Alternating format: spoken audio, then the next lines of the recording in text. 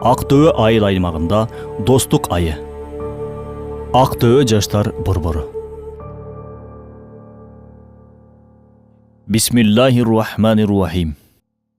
Бири-бириңерди таанып, коомдук жашоого тийиштүү байланышыңарды билип, бири-бириңерге жардам берүүңөр үчүн силерди тайпа-тайпа, улут-улут жана уруу-уруу кылып жараттык. Же болбосо башкаларга карата чоочун көз менен карап, душмандык жана кастык кылууңар үчүн эмес. Бул улуу аят төмөнкү маанини билдирет. Баарыбызга белгилүү болгондой эле бир армия көптөгөн бөлүктөргө бөлүнөт. Дивизия, рота, батальондорго бөлүнөт. Бул бөлүнүүлөр бири-бирине душмандык кылуу үчүн, бири-бирине атаандаштык кылуу үчүн, же болбосо бири-бирине кастык кылуу үчүн эмес. Тескерисинче, бири-бирине жардамдашып, ишти жеңилдетүү ниетинде бөлүнгөн.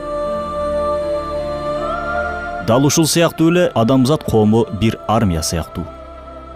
Түрдүү тайпаларга, урууларга, топторго, улуттарга бөлүнгөн. Бирок аларды бириктирип турган миңдеген биримдиктери бар. Мисалы, жаратканы бир, ырыскы берүүчүсү бир, пайгамбары бир, кыбласы бир, китеби бир, мекени, облусу бир, айылы, ичкен суусу жана башка миңдеген аларды бириктирип турган биримдиктери бар. Бул биримдиктер бир туугандыкты, сүйүүнү жана биримдикти талап кылат.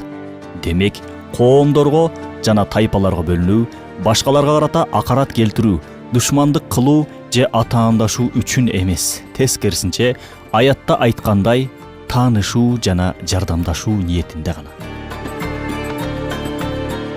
Ыймандуу адамдар арасында эки жүздүүлүккө бөлүнүп жарылууга, бири-бирине кек сактап душмандашууга себепчи болгон тарапкерчилик, кежирлик, көрө албастык, бөлүнүп жарылуу, булар акыйкат жагынан да, даанышмандык жагынан да, динибиз жактан да, бул дүйнөлүк жашоонун көз карашы менен карай турган болсок да, жийиркеништүү жана жагымсыз, зыяндуу бир зулумдук болуп эсептелет.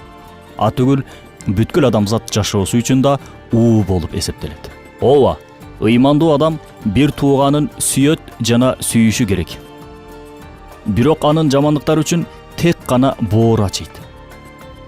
Анын бир кемчилигин көрсө, зордук зомбулук менен, уруш талаш менен эмес, тескерисинче жумшактык менен, назиктик менен оңдошу керек. Ошондуктан ыймандуу адам 3 күндөн ашыкча ыймандуу адамга таарынып, карым-катнашын үзбөсүн деп хадисте ачык айкын айтылган.